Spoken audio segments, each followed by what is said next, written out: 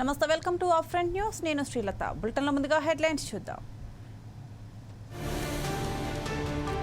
నెల్లూరులో ఆనం పర్యటన, ఇఫ్తార్ విందులో పాల్గొన్న మంత్రి.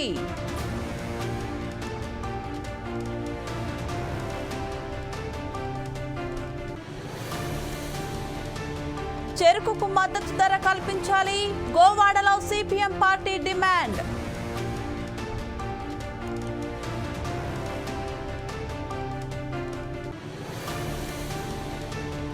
గోలీ బోలీను కేంద్రం గుర్తించాలి, 8వ షెడ్యూల్లో చేర్చాలని తీర్మానం.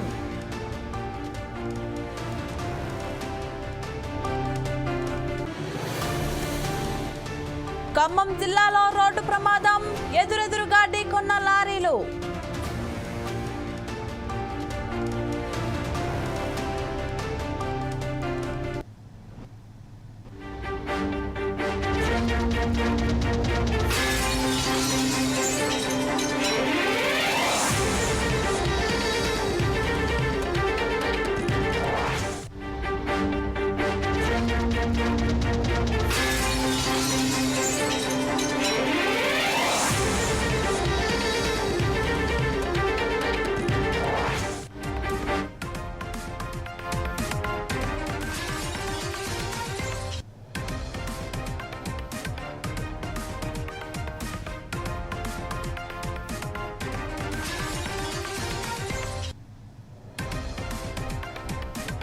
బ్రేకింగ్ న్యూస్ చూస్తున్నాం. మయన్మార్, థాయిలాండ్ లో శుక్రవారం 2 భారీ భూకంపాలు సంభవించాయి. ఈ పెను విపత్తులో మృతుల సంఖ్య అంతకంతకు పెరుగుతోంది. ఈ ప్రకంపనల విధ్వంసానికి 2 దేశాల్లో కలిపి మృతుల సంఖ్య 700 దాటింది. ఒక్క మయన్మార్ లోనే కనీసం 694 మంది మరణించినట్లు మయన్మార్ మిలిటరీ అధికారులు వెల్లడించారు. అటు బ్యాంకాక్ లో 10 మందికి మరణించగా, ఓ భారీ భవంతి కూలిన ఘటనలో దాదాపు 100 మంది నిర్మాణ కార్మికులు గల్లంతయ్యారు. ఈ విపత్తు కారణంగా మృతుల సంఖ్య 10,000 దాటే అవకాశం ఉందని అమెరికా ఏజెన్సీ హెచ్చరించింది.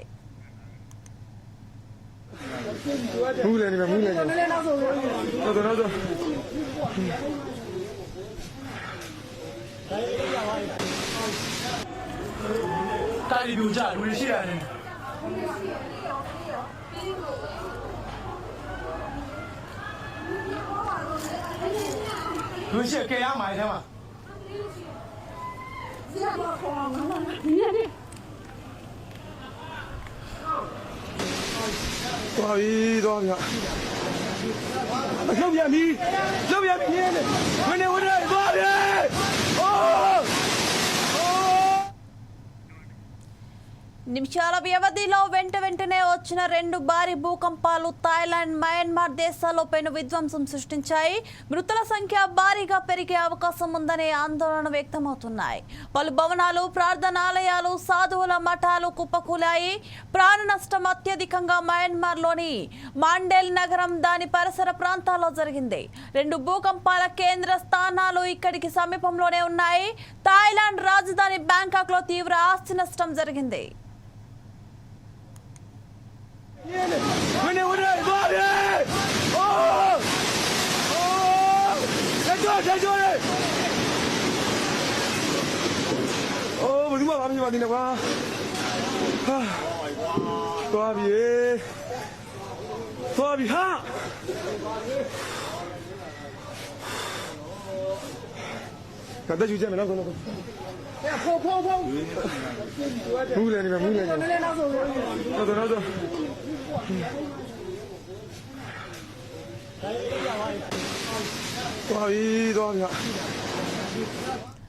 రెండు దేశాల్లోనూ అక్కడి ప్రభుత్వాలు వివిధ ప్రాంతాల్లో అత్యయిక పరిస్థితిని ఏర్పాటు చేశాయి.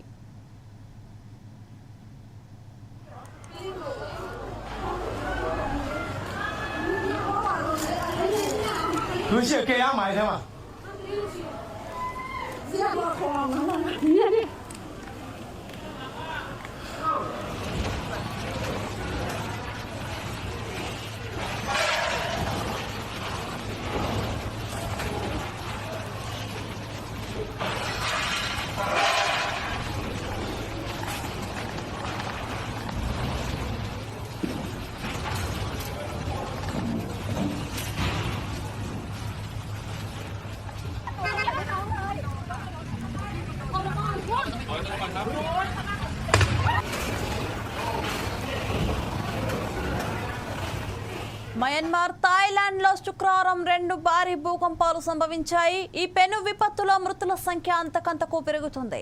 ఈ ప్రకంపనల విధ్వంసానికి 2 దేశాల్లో కలిపి మృతుల సంఖ్య 700 దాటింది. ఒక్క మయన్మార్లోనే కనీసం 694 మంది మరణించినట్లు మయన్మార్ మిలిటరీ అధికారులు వెల్లడించారు. అటు బ్యాంకాక్లో 10 మంది మరణించగా ఓ భారీ భవంతి కూలిన ఘటనలో దాదాపు 100 మంది నిర్మాణ కార్మికులు గల్లంతయ్యారు. ఈ విపత్తు కారణంగా మృతుల సంఖ్య 10,000 దాటే అవకాశం ఉందని అమెరికా ఏజెన్సీ హెచ్చరించింది.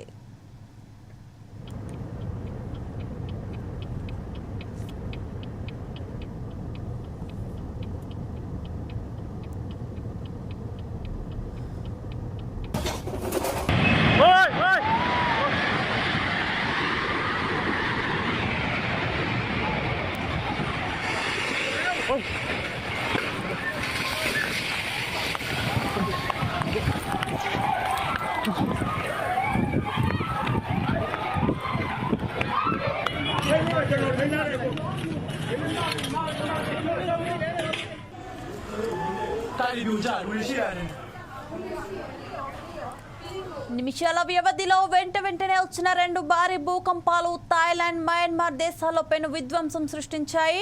మృతుల సంఖ్య భారీగా పెరిగే అవకాశం ఉందనే ఆందోళనలు వ్యక్తమవుతున్నాయి.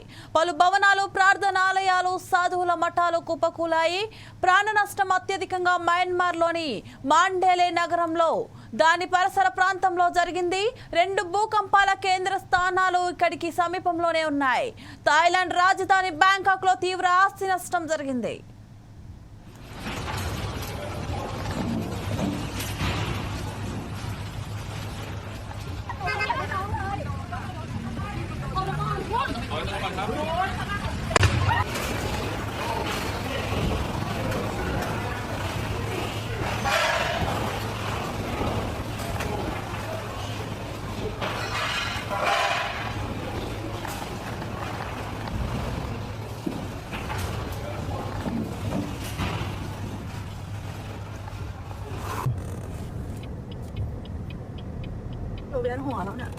ตึกถล่มไปแล้ว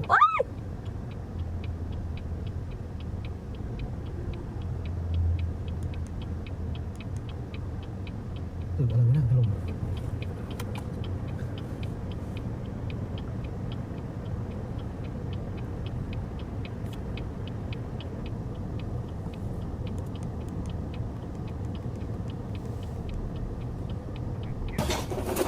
మయన్మార్ థాయిలాండ్లో శుక్రవారం 2 భారీ భూకంపాలు సంభవించాయి.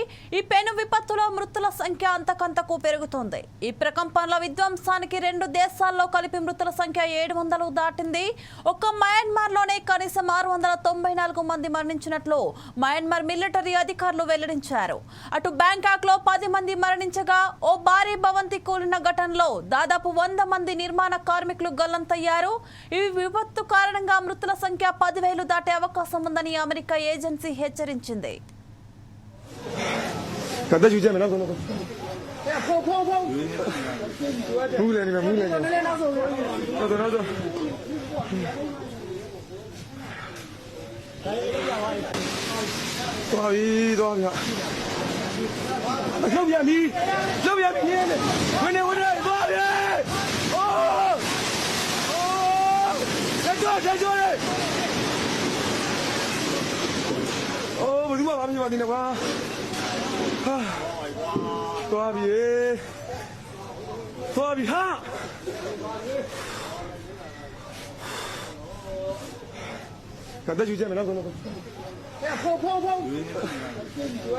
물레니까. 나도.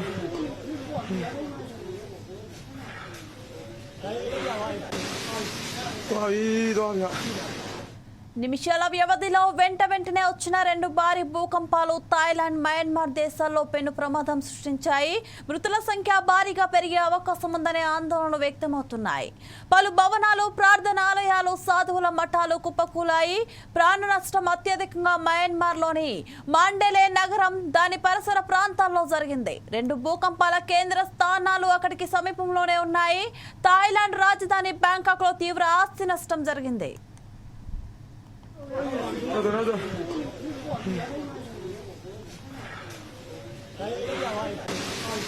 多少一多少米？右边皮，右边皮，回来，多少米？哦，再做嘞！哦，我他妈把你把你那个啊，多少米？多少米哈？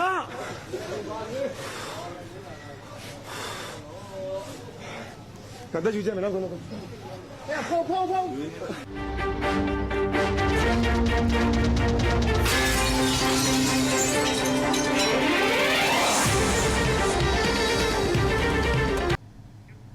！పాస్టర్ ప్రవీణ్ పగడాల మృతికి సిద్దిపేట జిల్లా హుస్నాబాద్ లో నివాళులర్పించారు. అంబేద్కర్ చౌరస్తాలో నియోజకవర్గ పాస్టర్స్ అసోసియేషన్ కమిటీ ఆధ్వర్యంలో కొవ్వొత్తులతో మౌనం పాటించారు. అనంతరం ప్రత్యేక ప్రార్థనలు చేశారు.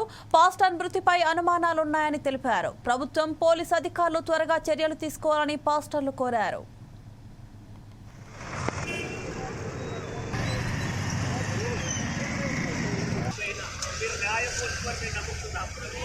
అయ్యా మాకు న్యాయం చేయని బట్టి తన పిల్లలను బట్టి విడిచి వెళ్ళిన ఆత్మదేశం బట్టి బైబిల్ కళాశాలను బట్టి ప్రభువా అయ్యా ఇది మొత్తాన్ని నెక్స్ట్ జనరేషన్ క్రైస్తవ సమాజానికి అనేకమైన బోధనలు చేస్తూ అనేకులను ప్రోత్సహిస్తూ బలపరుస్తుంటున్నాడు.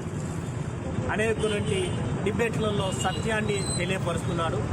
అంత మాత్రమే కాదు, అతడు అనాథ ఆశ్రమాలు పెడుతూ అనేక అనాథ పిల్లలకు అండగా ఉన్నాడు. పేదవారికి సహకారంగా ఉన్నాడు. సో తెలుగు రాష్ట్రాల్లో విరివిగా ఎంతగానో వాడబడుతుండే దైవ సేవకుడు. సో అతడు ఎంత మంచివాడంటే అతడు క్రైస్తవ బోధకుడు మాత్రమే కాదు, అతనికి 2 కంపెనీస్ కూడా ఉన్నాయి. దానికి CEO అతని కంపెనీలో వాచ్మెన్ నుండి CEO వరకు అందరు కలిసి భోజనం చేస్తారండి. అంతకంటే ఇంకేం చెప్పగలుగుతాను. సో అతడు అలా ప్రేమను వ్యక్తపరుస్తుంటున్నాడు. ఎప్పుడు కూడా హైందవులను కానీ ముస్లింలను కానీ మరి ఏ ఇతర మతాలని కించపరిచి వాడిని ఇబ్బంది పెట్టిన వాడు కాదు. అతడు ఒకటే స్టేట్మెంట్ ఏమిచ్చాడంటే మనుషులను మతాలుగా విభజించి చూడొద్దు, మనుషులను మనం మనుషులుగా చూడాలి అని కనబడుతుంటాయి. వీటన్నిటిని బట్టి మీరు ఆలోచన చేస్తే ఏంటంటే ఇది కావాలని కక్షపూరితంగా ఉద్దేశపూరితంగానే ఇది ఒక మంచి వ్యక్తిని అతడు పోతే క్రైస్తవానికి ఒక పెద్ద దిక్కు పోతుందని కావాలనే పక్కాగా ఇది హత్య చేశారని మీరు నమ్ముచుంటున్నారు. అనేకులను నడిపించగలిగిన ఒక మంచి దైవజనుడు ప్రవీణ్ కుమార్ గారు. వారు ఉద్యోగమును విడిచిపెట్టి ఉన్నతమైన చదువును విడిచిపెట్టి అనేకులకు కూడా ఉద్యోగ అవకాశాలు కల్పించిన దైవజనుడు ప్రవీణ్ గారు. అలాగే తన ఇంట్లో 10 మంది అనాథ ప్రేమించిన ఆ వ్యక్తిని దూర ప్రాంతంలో ఏపీలో సువార్త సభ నిమిత్తమై వాక్యాన్ని అందించడానికి వెళ్ళినప్పుడు యాక్సిడెంట్ అంటూ ఉన్నారు, చంపివేశారంటున్నారు. ఏదేమైనా గవర్నమెంట్ను మేము నమ్ముతూ ఉన్నాం. మాకు త్వరలోనే నిజమేంటి అని తెలియపరచవలసింది. కరీంనగర్ జిల్లా సైదాపూర్లో దారుణం చోటు చేసుకుంది. తన ట్రాక్టర్ కిందే రైతు మృతి చెందాడు. పంటను తన ట్రాక్టర్లో లోడ్ చేసుకుని వేరే చోటుకు తీసుకెళ్లే సమయంలో ఈ ఘటన జరిగింది. ట్రాక్టర్ ఆపి దిగిన రైతు ఆన్ చేసి ఉండటాన్ని గమనించాడు. ట్రాక్టర్ ముందుకెళ్లే సమయంలో ఆపడానికి ప్రయత్నించగా టైర్ల కింద పడ్డాడు. దీంతో అక్కడికక్కడే మృతి చెందాడు. ఘటనపై కేసు నమోదు చేసిన పోలీసులు దర్యాప్తు చేపట్టారు.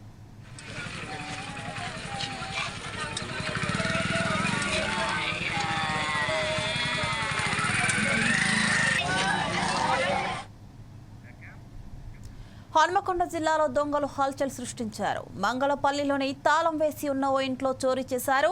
భారీగా బంగారం, వెండి, నగదు ఎత్తుకెళ్లారు. గ్రామానికి చెందిన కుమారస్వామి అనే రైతు కుటుంబం వ్యవసాయ పనుల నిమిత్తం ఇంటికి తాళం వేసి కుటుంబంతో సహా పొలం పనులకు వెళ్లారు. కాసేపు తర్వాత వచ్చి చూసేసరికి ఇంటి తలుపులు తెరిచి ఉండి బీరువాలోని బట్టలు చిందరపందరంగా పడివేసి ఉన్నాయి. బావి కాడికి వెళ్ళిన పొలం కాడికి భార్యను మా బిడ్డ వచ్చింది, టిఫిన్ తీసుకొని వచ్చింది. మేము ఆడ ఆవులం ఇలా చదువుకొని చొప్ప కట్ చేసి పోసి వాటిని ఆవులం చదువుకొని ఇంటికి వచ్చేసరికి గేట్ ఓపెన్ చేసినది. గేట్ ఓపెన్ చేసిన దాన్ని ఏంది గిట్టం మరి వేయలేదా, గేట్ వేయలేదా అని మేము అబ్జర్వ్ చేసే వరకు ఇంట్లోకి వచ్చే వరకు ఈ డోర్ కొంచెం పెట్టి ఉన్నది. ఆ డోర్ మొత్తం క్లోజ్ చేసినది. తాళం వేయలేదా ఏందని చూసే వరకు తాళం లేదని ఇంకా లోపలికి ఆడవారు లోపలికి చూసే వరకు తాళం బలగొట్టాడు, లోపల పడేసారు. బీరువా అక్కడ పోయేసరికి బీరువా మొత్తం ఓపెన్ చేసిన దాన్ని బలగొట్టారు, బీరువా ఓపెన్ చేసినది. ఓపెన్ చేసినాక ఇక్కడ బంగారం ఉండే పెయిన్ అని చూసారు, మొత్తం అంత ఇచ్చారు, బంగారం పెట్టెలు అవన్నీ ఇప్పి బాగా తిని కులాలు. బంగారం వెండి ఉన్న డబ్బాలు తెరిచి చూడగా ఖాళీగా ఉండడం గమనించాడు. వెంటనే పోలీసులకు సమాచారం అందించారు. ఘటనా స్థలానికి చేరుకున్న పోలీసులు డాగ్ స్క్వాడ్ తో తనిఖీలు చేపట్టారు. సుమారు 8 తులాల బంగారం, 20 తులాల వెండి, 35,000 నగదు అపహరణకు గురైనట్లు బాధితులు తెలిపారు.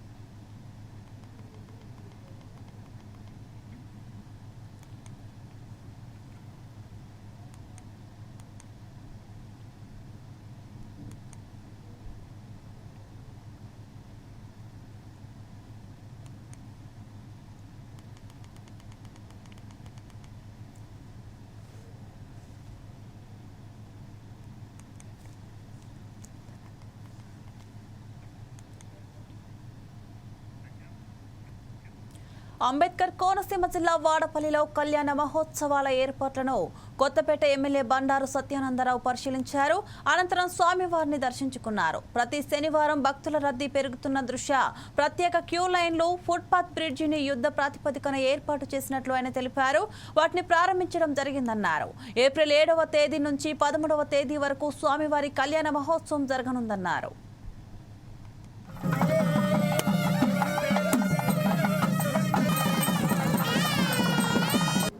రాబోయే స్వామివారి యొక్క కళ్యాణ మహోత్సవంలో 7వ తేదీ నుంచి 13వ తేదీ వరకు జరగబోయే కార్యక్రమాలు ఏ విధంగా జరుగుతున్నాయనే దాని మీద డీసీ గారిని, ఇక్కడ ఉన్న పెద్దల్ని, గ్రామస్తుల్ని కలుసుకుని వారితో సంప్రదించడం జరిగింది.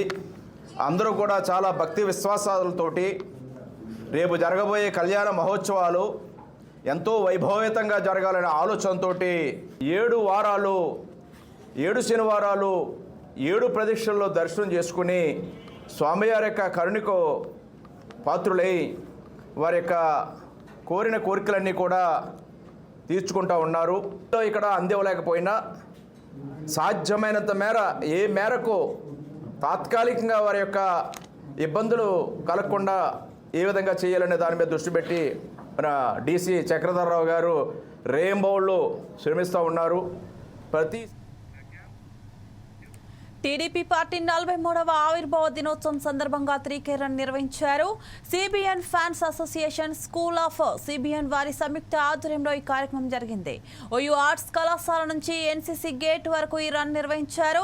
ఈ సందర్భంగా చంద్రబాబు అభిమాన సంఘం జాతీయ అధ్యక్షులు, విద్యార్థి తలారి శ్రీనివాస్ విజేతలకు బహుమతులు అందజేశారు.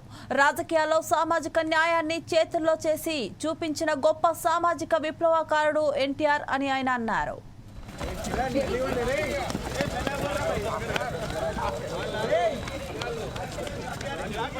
రోజు అన్నగారు పెట్టిన ప్రతిఫలాలే ఈరోజు హైటెక్ సిటీ కానీ, అభివృద్ధి కానీ, విశ్వవిద్యాలయాలు కానీ, గురుకుల పాఠశాల కానీ, తర్వాత ప్రజల వద్దకే పాలన కానీ, ఇలాంటి సంక్షేమ కార్యక్రమాలు 43 సంవత్సరాలు ఎన్నోసార్లు అధికారుల ప్రతిపక్షంలో కూడా ప్రజల పక్షం ఉంది, అధికారంలో కూడా ప్రజల వద్దకు ఉండరు. తర్వాత గడిలో ఉన్న పాలనని మన గల్లీల దగ్గర వచ్చిన నేకుడు చంద్రబాబు నాయుడు గారు ఈ రోజు ఆంధ్రప్రదేశ్లో మీరు చూడండి, ఇవాళ ఈ సేవ ద్వారా, వాట్సాప్ ద్వారా పరిపాలన చేస్తున్న, పౌర సేవలు అందిస్తున్న ఘనత ఈరోజు ఉంది. కాబట్టి మీ అందరికీ మరోసారి తెలియజేసుకుంటూ తెలుగుదేశం పార్టీని ఆశీర్వదించండి, అభిమానించండి, మీ ఆశీర్వాదం ఉండాలని చెప్పి పార్టీ కోరుకుంటూ ఈ వచ్చిన స్పోర్ట్స్ పిల్లలు అందరికీ కూడా భగవంతుడు మంచి ఆరోగ్యాన్ని అని చెప్పి రానున్న కాలంలో మీరు వివిధ రకాల ట్రోఫీలు గెలిచి మనకి, మన కళాశాలకి, మన ప్రాంతానికి, మన తల్లిదండ్రులకు తెచ్చడం కోరుకుంటున్నాం. మానవత్వం కోసం స్థాపించినటువంటి పార్టీ ఇది. కాబట్టి అలాంటి వ్యక్తి ఇంకా ఆయన ద్వారా చాలా ఉన్నాయి. నటుడుగా కానీ, మిగిలిన రాజకీయాలు కానీ అవి ఏవీ నేను చెప్పను. మనమంతా తెలుగు వాళ్ళం. మీదే పార్టీ అంటే నేను తెలుగువాడిని, నా పార్టీ పేరు తెలుగుదేశం అన్నారు ఆయన. కాబట్టి ఆయనకి భాష అంటే అపరిమితమైనటువంటి ప్రేమ.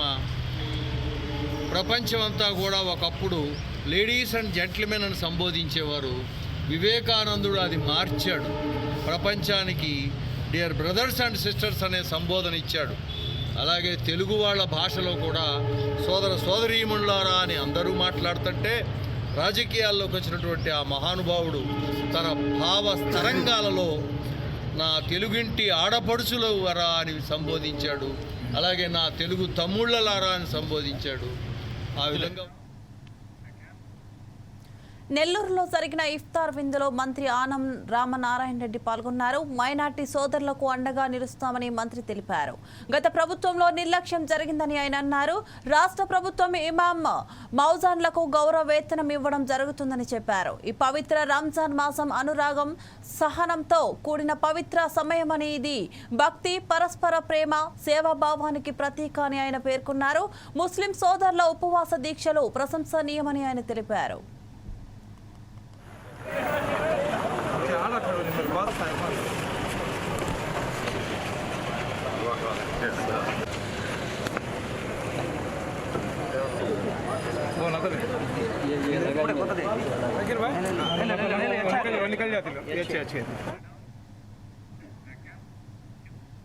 అనకాపల్లి జిల్లా గోవాడ షుగర్ ఫ్యాక్టరీ రైతులకు సిపిఎం పార్టీ మద్దతిచ్చింది.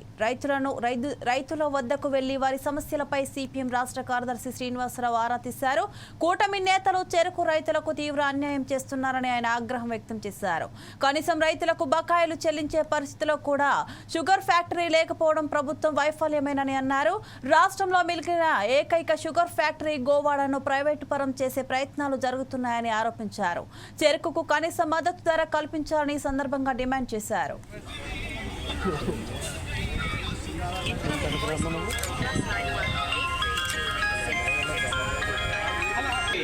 ప్రభుత్వం ఇచ్చిన వాగ్దానాలను అమలు చేయాలి.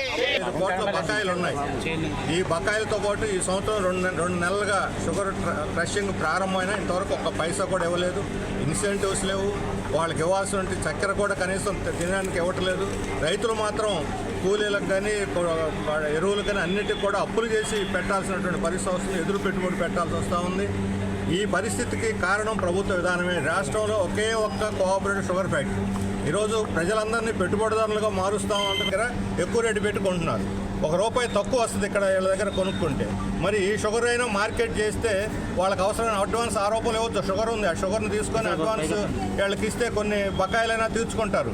అదే కాకుండా గత కూటమి ప్రభుత్వం ఏదైతే ఉందో ఈ ప్రభుత్వం దాదాపు ఆధునీకరణ చేస్తాను, రైతులకు బకాయిలు ఇస్తాను, కార్మికులు బకాయిలు ఇస్తాను, ఈ ప్రాంతాన్ని అభివృద్ధి చేస్తానని వాగ్దానం చేసి ఈరోజు కూడా గత సంవత్సరం బకాయిలు చెల్లించలేదు. కార్మికులకి రైతులు బకాయిలు చెల్లించలేదు. ఈ సంవత్సరానికి సంబంధించిన దాంట్లో దాదాపు 8 సార్లు ఆగిపోయింది. ఎండి గారిని కలిసాం. ఆయన చెప్తుందంటే ఆర్థిక సంక్షోభంతో కొట్టుమిట్టాడుతూ ఉంది. ఆర్థికంగా రాష్ట్ర ప్రభుత్వం ఆదుకోకపోతే రైతులకు కానీ కార్మికులకు కానీ ఈ ప్రాంత అభివృద్ధికి కానీ చాలా ఇబ్బంది జరిగేదానికి అవకాశం స్థితిలో లేదు. అదే కాకుండా సీఎం రమేష్ గారు స్పష్టంగా చెప్పాడు, ఈ ప్రాంతం బాగా అభివృద్ధి అవ్వాలనుకుంటే గోవాడ షుగర్ ఫ్యాక్టరీకి అన్ని రకాల ఆర్థికంగా ఆదుకుంటాం, అదే రకంగా ఆధునీకరణ చేస్తాం. దీనికి కావాల్సిన బంజారా భాషను కేంద్ర ప్రభుత్వం గుర్తించి రాజ్యాంగంలోని 8వ షెడ్యూల్లో చేర్చాలని తెలంగాణ అసెంబ్లీలో తీర్మానం చేశారు. ఈ సందర్భంగా హుస్నాబాద్లో సీఎం రేవంత్ రెడ్డి మంత్రి పొన్నం ప్రభాకర్ కు పాలాభిషేకం నిర్వహించారు. స్వీట్లు పంచుకొని ప్రభుత్వానికి కృతజ్ఞతలు తెలిపారు. ఈ కార్యక్రమంలో కాంగ్రెస్ నేతలు బంజారాలు పాల్గొన్నారు. బంజారాలను ఉద్దేశించి మంత్రి పొన్నం టెలిఫోన్ ద్వారా ప్రసంగించారు.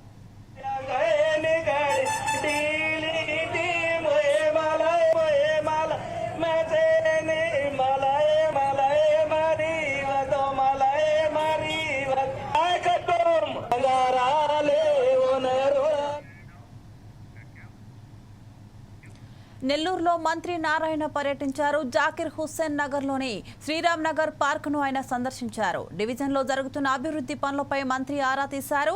అధికారులకు పలు సూచనలు చేశారు. గత ప్రభుత్వం మున్సిపాలిటీలను నిర్వీర్యం చేసిందని మంత్రి అన్నారు.